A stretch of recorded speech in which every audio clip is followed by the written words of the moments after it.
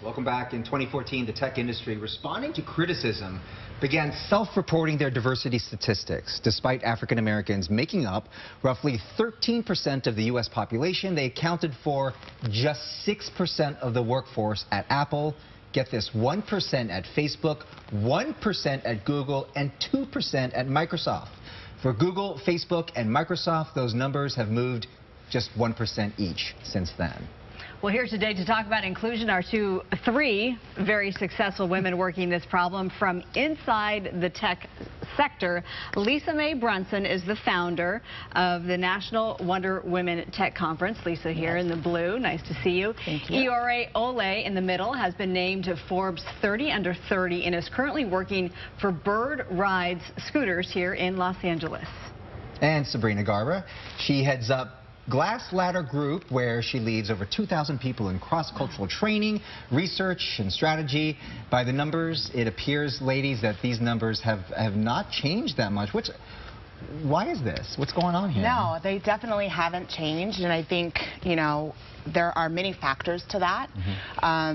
It really starts with creating an ecosystem that brings the stakeholders together. I think a lot of companies think they're supposed to solve these issues alone, right? And so what we do at Wonder Women Tech is we create an ecosystem where we bring the stakeholders, the Fortune 500 companies, government entities, organizations, and those that are at the front lines doing this kind of work to diversify the workforce, to create opportunities for pipeline of diverse talent, and to create a culture of belonging, because that's really what needs to happen. It's not just having those early entry numbers, but providing an environment where these diverse candidates can thrive and survive. And both of you over here are nodding your heads in agreement. What do you have to add to that? What else needs to be done? Right. Yeah, so I think it's really interesting because we talk about what it looks like for recruitment. We talk about what it looks like to bring more people who are of diverse backgrounds into these organizations.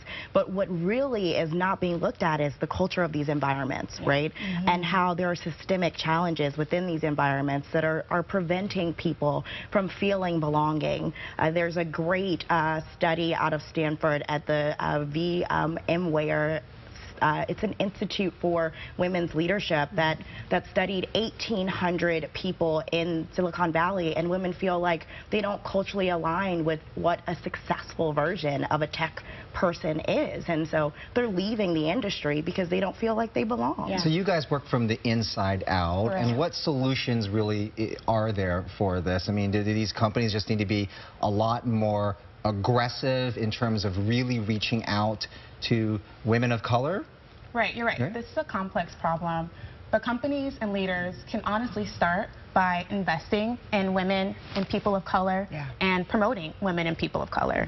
Another study, McKinsey 2019 study, showed us that the very opportunities that promote or prepare someone for a promotion, Black women specifically don't have access to those opportunities, like senior leadership, mentorship and sponsorship, and training. And so we know that I, as a woman in the tech industry, have been more aggressive about negotiating my contracts, partnering with other women to do the same, and then creating groups so that as a collective we can make these behaviors a lot more normal. Well, I mean, how wonderful. All three of you are living examples, right? So you're proof. So how did you get to where you are?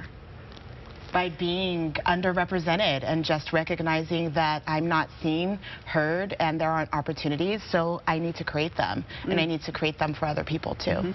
And your story, Iore? By being intentional, I'm passionate about products and making inclusive and empathetic products that reflect the problems that we have, and so keeping that in mind and recognizing all of the other hurdles are something that I continue just to focus on, not too much, but prepare myself to go up against. Sabrina? Yeah, and I think for me it's really been about focusing on my expertise and understanding that what I have as a woman of color is unique within those spaces because of my perspective, because it is diverse, and because I brilliantly understand the work in addition to the other factors that impact the work that we see in the tech industry. Well, and part of it is just having you women here on the front lines themselves, being role models for younger people that now can move up and see that you know, this is all possible, and it's a good career to be in. Yeah. Thank you all very much. We appreciate you being here. Thank you so much. Thank you, Tech ladies. Titans, love it. Keep doing your thing. Thank you. All right, we'll be right back with, I think Dr. Gadget is up next. Yeah. Okay, the giveaway continues.